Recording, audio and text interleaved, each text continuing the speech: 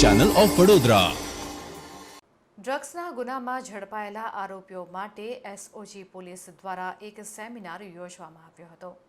વડોદરાના Pratapnagar police headquarter ખાતે joint police કમિશનરની ઉપસ્થિતિમાં સેમિનાર યોજવામાં આવ્યો હતો. ડ્રગ્સના ગુનામાં ઝડપાયેલા આરોપીઓ માટે આ સેમિનાર યોજવામાં આવ્યો હતો.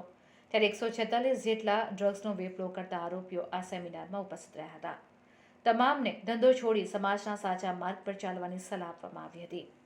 ડ્રગ્સના બંધાણીઓ અને વેપાર કરનારે પોતાના મંતવ્યો જણાવ્યા હતા. તમામે એકી અવાજે ધંધો છોડી દેવા સંમતિ આપી હતી. एनजीओ અને પોલીસ ઇન્સ્પેક્ટર પણ આ કાર્યક્રમમાં ઉપસ્થિત રહ્યા હતા. उसके बाद भी पब्लिक बोलती है धंधा चल रही है. अब मेरे उड़ा दो वो लक्ष्मी दादा जी આમાં આ ધંધામાં ફસાઈ ગઈ. ક્યારેક ક્યારેક કોઈ એવા માણસ હોય અને આમાંથી કેવી રીતે બહાર નીકળવું એના માટે ચિંતા અને મનન કરવા માટે આપણે ભેગા થયા છીએ. ત્યારે ડાયસ પર બિરાજમાન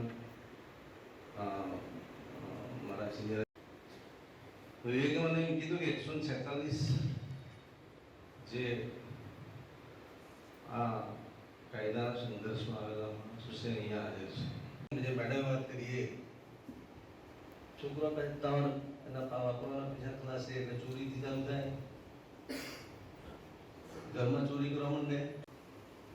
ये एक ग्रुप होता है, वो ग्रुप इकट्ठा होता है तो ग्रुप में सबसे पहले क्या होता है सूरत वडोदरा शहर मुख्य मथक खाते डीपीएस नीचे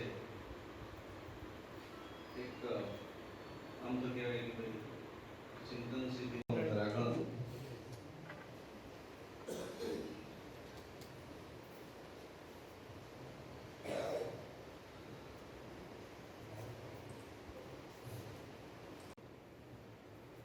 એમાંથી ધીરે ધીરે એવા એકાદ બે સામાજિક પ્રવૃત્તિ તરફ લોકો ભેગા થાય અને આ જે છોકરાઓ છે એમને અચ્છા કેટલા પર ખોટા કેસ થયા છે, કેટલા પર ખોટા કેસ થયા છે.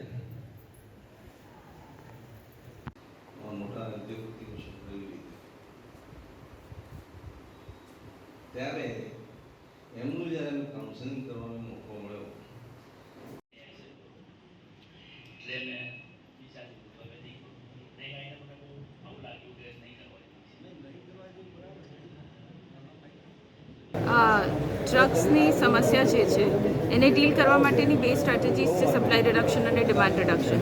સપ્લાય રિડક્શન કાયદા દ્વારા આપણે ઇમ્પ્લિમેન્ટ કરીએ એ પોલીસ ડિપાર્ટમેન્ટ કરે છે અને એનજીઓ તરીકે અમે ડિમાન્ડ રિડક્શન એટલે એટલી અવેરનેસ ક્રિએટ કરીએ કે લોકો મધ્ય વ્યસન તંદુરસ્ત જીવનશૈલીની પસંદગી રહે એ રીતના.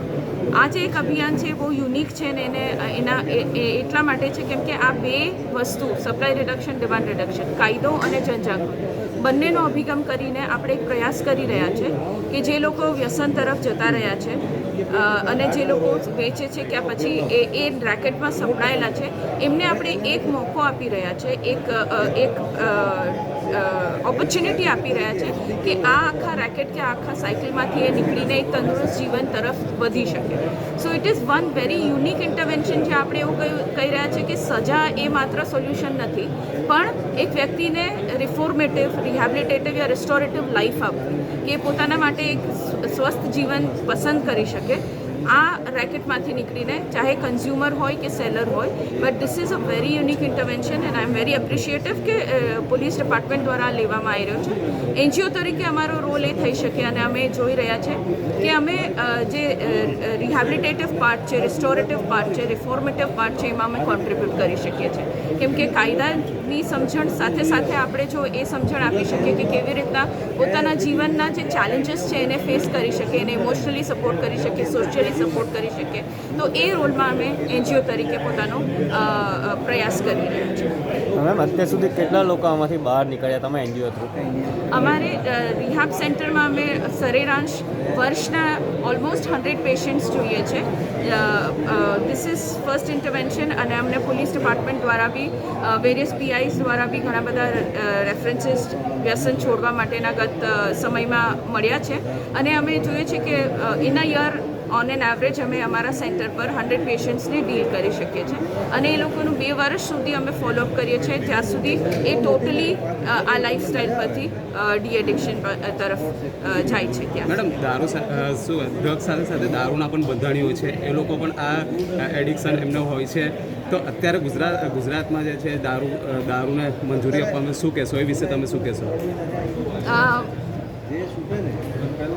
આમાં 2 વસ્તુ છે, either you can ban or control અને ઇટ ઇઝ વેરી સિમ્પલ કે કંટ્રોલ જો આપણે કરી શકીએ, બેન હોવા છતાં જો આપણે એને રેગ્યુલેટ કરી શકીએ, કંટ્રોલ કરી શકીએ તો આપણે એટલીસ્ટ એ સપ્લાય સ્ટ્રેટેજીસને પણ ચેનલાઇઝ કરી શકાય. સાથે સાથે જો આપણે રિહેબિલિટેટિવ સર્વિસીસ આપવાની હોય કોઈ સ્ટેટમાં તો એને પણ કરી શકાય. હાલ આપણે જાણીએ છીએ કે ગુજરાતમાં કન્ઝ્યુમ થાય છે પણ રિહેબિલિટેશન માટેના સર્વિસીસ એટલા માટે નથી because we are calling ourself a dry state.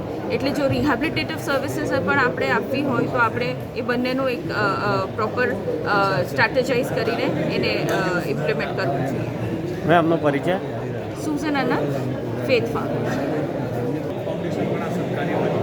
Gujarat સરકાર દ્વારા અને અમારા માનનીય મોદી સાહેબ દ્વારા અમને આપેલા માર્ગદર્શન મુજબ આજે એક નવતર પ્રયોગ કર્યો છે અને એમાં છેલ્લા 5 વર્ષમાં વડોદરા શહેરમાં ડ્રગ્સના ધંધા સાથે સંકળાયેલા જે આરોપીઓ છે એ વ્યક્તિઓ છે એમને આજે અમે બોલાવ્યા છે. એમની સાથે સંવાદ કરવાના છે, એમનું કાઉન્સેલિંગ કરવાના છે અને એમને જે પરિવારને પડેલી મુશ્કેલી છે એના વિશે ચર્ચા વિચારણા કરવાના છે. એમને કોઈ પરિવાર આ ધંધામાં ન આવે એના માટે સરકાર દ્વારા આપણે શું પ્રયત્નો કરી શકીએ અને અમે શું એમને સહાય કરી શકીએ બીજા ડિપાર્ટમેન્ટ દ્વારાથી, એવા બધી ઘણી બધી બાબતો આજે અમારે ચર્ચા થવાની છે. પરંતુ મૂળ વાત એ છે આ જે લોકો છે એમના આ ધંધામાંથી નીકળી ગયા છે તો એ ફરી નાણાકીય કારણોસર કે બીજા કોઈ કારણોસર ફરીથી આ ધંધામાં પાછા ન પ્રવેશે એને રોકવાનું આજે આપણે મૂળ લક્ષ્ય એ છે ને એના માટે આ સેમિનારનો આજે. સર કુલ કેટલા લોકો હતો અને આ લોકો હવે શું કરતા? આજે 146 MDPSના પકડાયેલા આરોપી હતા આપણી પાસે અને તમામે તમામ કોઈ 40 દિવસથી લઈને 4 મહિના, 6 મહિના, 12 મહિના, 2 વર્ષ સુધી જેલમાં કાચા કામના કેદી તરીકે બહાર નીકળેલા છે. જામીન પર છે. હાલ એમની ટ્રાયલ કોર્ટમાં બાકી છે.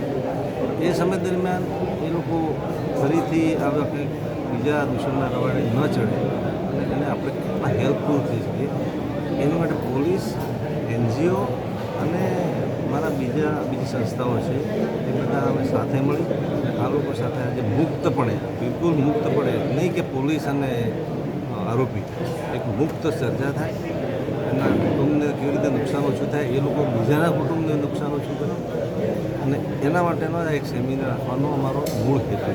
સાહેબ આ અભિયાન ક્યાં સુધી ચાલશે? આ અભિયાન એકચ્યુઅલી શું છે કે આ એક સમસ્યા છે, બહુ ગંભીર પ્રકારની સમસ્યા છે.